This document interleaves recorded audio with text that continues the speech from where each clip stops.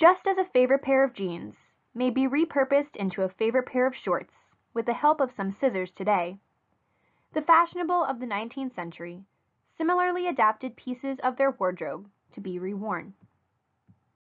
For much of the 1800s, clothing consisted of a fairly complex construction that could take a long time to produce, particularly as most pieces were made completely, or later on still partly, by hand.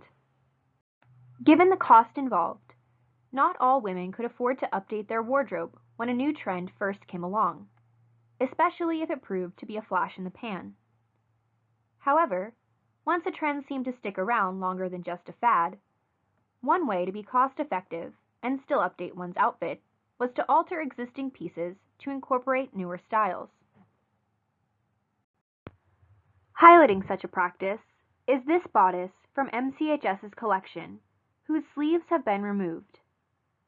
Here, the sleeves may have been detached so that a newer sleeve style could have been added, or the fabric might have been used to make changes that would have updated another bodice.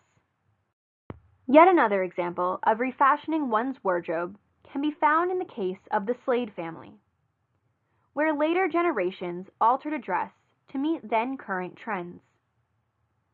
Originally worn by Hannah Thomas Slade in the late 1860s, a full skirt supported by a hoop and at least 1 to 2 petticoats that was typical of that decade can be seen.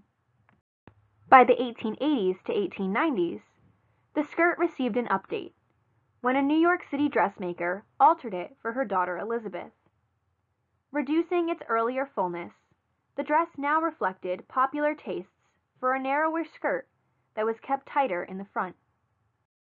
Indeed, these are just some of the examples of 19th century clothing remaining today that contain stylistic elements from different decades within one garment, proving that throughout the centuries, what's old is new.